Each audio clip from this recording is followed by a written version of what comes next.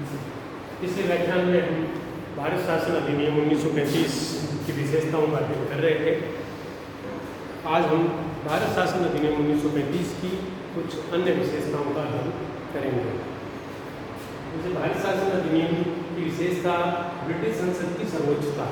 1935 के अधिनियम में व्यवस्था की गई कि अंतिम शक्ति ब्रिटिश संसद के पास है। भारतीय व्यवस्थापिका इस विधान में संशोधन की केवल सिफारिश कर सकती थी। सिफारिशों को मानना या न मानना ब्रिटिश सरकार के हाथ में था। यानी इस अधिनियम के संबंध में अंतिम शक्ति ब्रिटिश संसद को दी गई। ब्रिटिश संसद की सर्वोच्चता में कोई परिवर्तन नहीं किया गया। अगली विशेषता है प्रस्तावना का अभाव। किसी भी विधान में प्रस्तावना इस उद्देश्य के लिए रखी जाती है कि उस विधान के लक्ष्य का पता लग जाए, लेकिन इस अधिनियम में प्रस्तावना नहीं थी। जब ब्रिटिश संसद में आलोचना की गई तो ब्रिटिश सरकार ने यह निर्णय किया कि 1919 के अधिनियम की प्रस्तावना को ही इसमें सम्मिलित किया जाएगा। यानी कि ये भारतीयों को ये बताने का प्रयास था कि ब्रिटिश सरकार का अभी भी उद्देश्य भारत को औपनिवेशिक स्वराज्य ही प्रदान करना है। अगली इसकी विशेषता है भारत परिषद का अंत।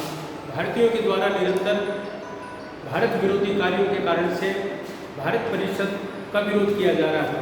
इस अधिनियम के द्वारा भारत परिषद का अंत कर दिया गया। भारत मंत्री को परामर्श देने के लिए कुछ परामर्शदाताओं की व्यवस्था की गई, लेकिन इन परामर्शदाताओं के परामर्श को मानना या न मानना भारत मंत्री की इच्छा पर निर्भर था, परंतु सेवाओं के संबंध में इन परामर्शदाताओं का परामर्श मानना भारत मंत्री के लिए आवश्यक था। यह है सांप्रदायिक निर्वाचन पद्धति का विस्तार। इस अधिनियम के द्वारा सांप्रदायिक निर्वाचन प्रणाली का और विस्तार किया गया। हिंदू समाज को भी विभाजित करने का प्रयास किया गया। मुसलमानों को संघीय व्यवस्थापिका के दोनों सदनों में 1/3 स्थान उनके लिए आरक्षित किए गए। इसी तरह से अंतिम विशेषता है बर्मा, बरार और अदन। इस अधिनियम के द्वारा बर्मा को भारत से अलग कर दिया गया। बरार पर हैदराबाद के निजाम की प्रभुसत्ता स्वीकार कर ली गई। हालांकि प्रशासनिक दृष्टि से वो अभी भी मध्य प्रांत का ही भाग बना रहा।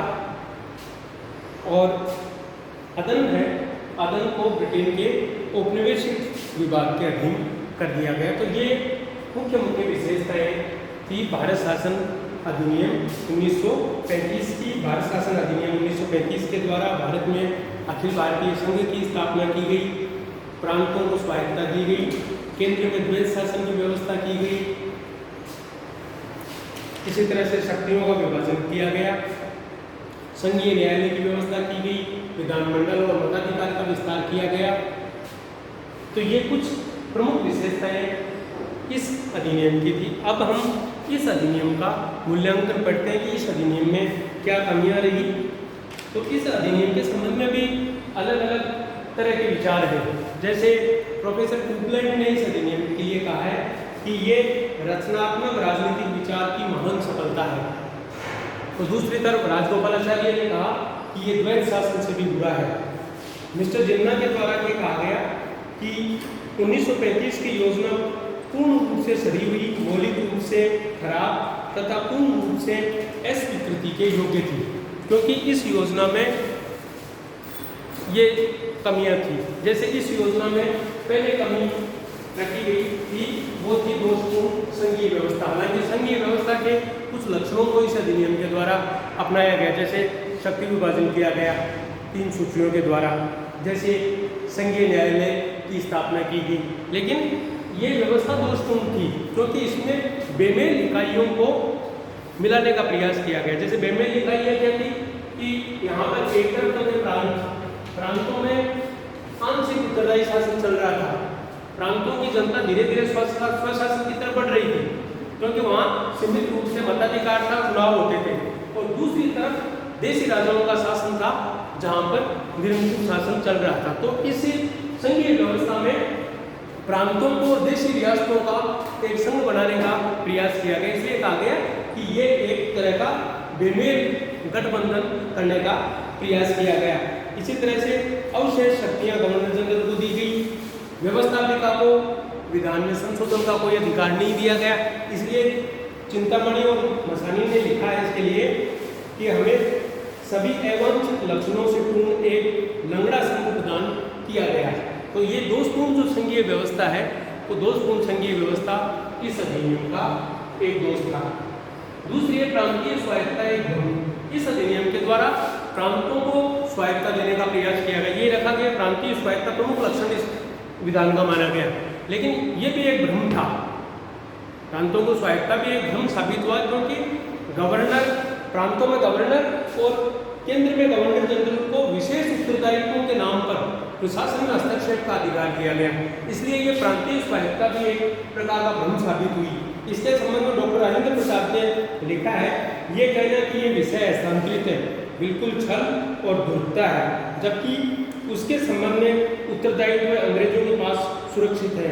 गवर्नर, गवर्नर जनरल, ब्रिटिश मुकुट तथा संसद को दी हुई विस्तृत शक्तियों ने प्रांतीय स्वराज्य को नहीं के बराबर कर दिया गया, जो कि भारतीयों के लिए सबसे बड़ा पुरस्कार है। तो एक तरह से ये प्रांतीय स्वशासन भी एक भ्रम साबित हुआ। तीसरी इसमें कमी है संरक्षण और आरक्षण की व्यवस्था। इस अधिनियम के संबंध में जो गवर्नरों को और गवर्नर जनरल को जो संरक्षण और आरक्षण की व्यवस्था दी गई, ये इसलिए दी गई कि भारतीय त्रुटियां करेंगे और अल्पमतों के हितों की सुरक्षा जरूरी है, इसलिए कुछ संरक्षण और आरक्षणों की व्यवस्था की गई। लेकिन इन संरक्षणों और आरक्षणों की इस व्यवस्था का प्रांतों में गवर्नरों ने और केंद्र में गवर्नर जनरल के द्वारा दुरुपयोग किया गया और वे भारतीय शासन में हस्तक्षेप करने लगे। तो इस संरक्षण और आरक्षण की व्यवस्था भी इस अधिनियम का एक कमी रही। फिर है सांप्रदायिक चुनाव प्रणाली का विस्तार। भारतीय मांग कर रहे थे भारत में सांप्रदायिक चुनाव प्रणाली समाप्त की जाए, लेकिन ब्रिटिश शासन के द्वारा इस सांप्रदायिक प्रणाली का और विस्तार किया गया। तो ये सांप्रदायिक जो चुनाव प्रणाली का विस्तार किया, हिंदू समाज को विभाजित करने का प्रयास किया गया। तो ये चाह रहे थे, अंग्रेजों की नीति ये थी कि भारतीय एकता को जैसे तैसे करके नष्ट किया जाए। इसलिए वो निरंतर जब से 1909 में ये सांप्रदायिक चुनाव प्रणाली शुरू की थी, उसके बाद में ये निरंतर इसका विस्तार करते जा रहे थे। तो ये सांप्रदायिक चुनाव प्रणाली का विस्तार भी इस अधिनियम का एक प्रमुख कमी है। फिर है आत्मनिर्णय का अधिकार नहीं। भारतीयों को आत्मनिर्णय का कोई अधिकार नहीं दिया गया। अभी भी भारत के संबंध में अंतिम जो निर्णय लेने का अधिकार था, उन अंतिम निर्णय लेने का अधिकार अभी भी ब्रिटिश संसद को दिया गया। भारतीयों के भाग्य का जो अंतिम निर्णय है वो अभी ब्रिटिश संसद ही कर सकती थी। इसके संबंध में एटली ने लिखा है कि अधिनियम में भारत के भविष्य की राजनीतिक प्रगति का कोई कार्य नहीं किया गया। तो ये इस अधिनियम के कुछ कमियां रही। इसके साथ ही हमारा 1935 के अधिनियम की विशेषताएं का ये व्याख्यान है, ये समाप्त होता है। धन्यवाद।